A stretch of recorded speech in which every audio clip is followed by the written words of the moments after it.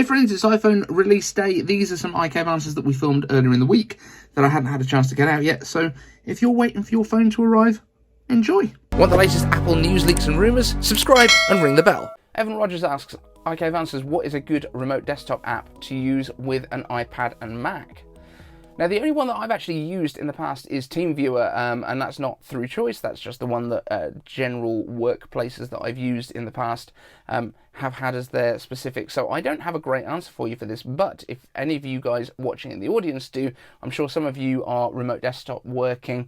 I know a lot of you were talking about using Windows for specific parts of your job. So if you've got a better answer than me, please leave them down in the comments and we will share them in a future video.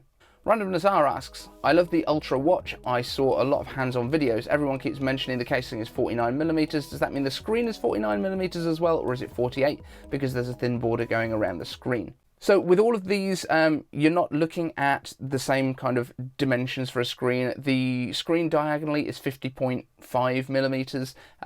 The casing height is basically the height of it. It's not about the screen size, it's about how big is the physical case. So if it's a 49mm case, then you've got a 47mm worth of display, I think, in terms of height wise. I think that's what we worked out, something like 47.5 millimeters, and then the case itself is a little bit taller because obviously it fits around the outside of it. Randomness asks, iCaveAnswers, I love the dynamic island, eagerly awaiting the iPhone 15 Pro Max. It's going to be a big upgrade for me. When can we expect a bigger screen, since design will change, and will Apple switch the name over to Ultra? There were rumours from Gurman saying they will. What are your thoughts?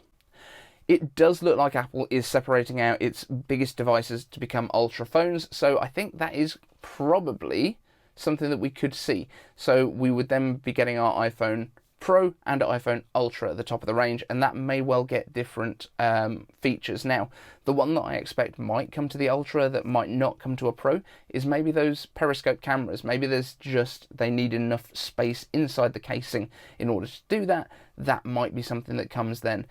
I'm not certain that they're going to go any bigger on the displays. I think this is as big as we want. I don't think anyone apart from you, sir, actually wants a bigger phone than this. But I could be wrong. Let me know down in the comments, how big do you want your displays to get?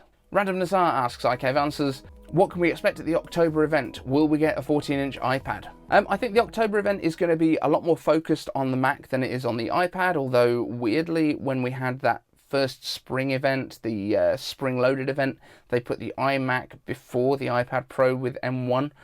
That was a weird choice for me. However, maybe it's just that more people buy iPads. I don't know. I think they're fairly level between Macs and iPads at this point, but I could be wrong on that. What I think we'll be seeing is MacBook Pro 14 and 16 inches going up to M2 Pro and M2 Max. Hopefully the Mac Mini, maybe with a redesign. We don't really know about this yet. I would be personally just quite happy if they re-anodized it. Maybe we get Starlight and Midnight on Mac Minis. I'd be well happy with that. Let me know if you think you would be too. I don't think it really needs a redesign because it's not something you take out with you. It doesn't need to be lighter because look at it. What would be helpful though is moving that power supply out. So maybe we keep the same casing and they redesign the internals and we get a different back plate, which shifts the power supply outside. That would give a lot more room for cooling inside and move out all of the heat that would have been coming from the power supply. Beyond that, I don't think we'll be getting any other Macs. In terms of iPads, I think iPad Pro and probably the base iPad will be getting a refresh, maybe even the iPad Mini. It makes sense that it would get an A16 chip if they want to keep aligning it with the iPhone Pros, but they might be aligning it with the regular iPhones, in which case it can quite happily keep the A15 that it has right now, because that's last year's Pro chip as well. Maybe that's fine for an iPad Mini.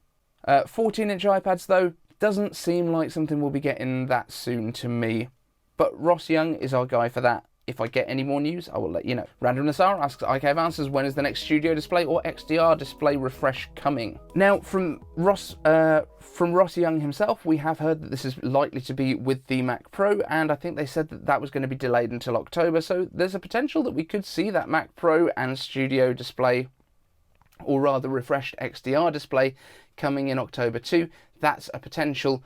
It might wait until spring next year though, which is when we would expect the Studio to be upgraded to. Randomness iCaveAnswers. Gurman said AirPods Max refresh this year. When can we expect it? I love the goddamn Maxes, my favourite headphones of all time. Let's see if that changes with the AirPods Pro 2. Now, obviously, we've got our AirPods Pro 2 already. I don't remember seeing Mark Gurman talking about getting the AirPods Max refresh this year. It might have happened, but I didn't see it. My thoughts would be it would be next year because all of the AirPods seem to be on a 3-year refresh cycle. So 3 years from the AirPods 2 to the AirPods 3, 3 years from the AirPods Pro to the AirPods Pro 2, and it's been 2 years now since we got our AirPods Max. So I would expect that to be upgraded next year, but let's see. Let's wait and see. What are they going to put in it? Maybe lossless, maybe better wired connectivity. Maybe they're waiting for that USB-C to go in there so that they can do the lossless over that. But if nothing else, new colours. Brandon L asks, do you make additional revenue if YouTube Premium members watch your videos versus a regular viewer or versus someone watching without signing in? Could you expand a bit on how YouTube monetization works? So yes, basically the way that it works is if someone regular watches a video, they will get ads served to them, and I will get some sort of a cut from that ad. Typically for YouTube, 1,000 views will net you around about $3 or $4 for my channel. That tends to be about where it sits. With YouTube Premium, your YouTube Premium subscription, the chunk of it that gets split between creators gets split between everyone that you watch. So actually YouTube Premium views are more valuable than ad-supported views. If you're not signed in, I think the ad views are probably slightly less valuable, and I think that's basically because they're less targeted. So yeah, that's basically how it works. Thanks to the Patreons for their support. They've literally kept me afloat while I was between jobs in the last couple of months.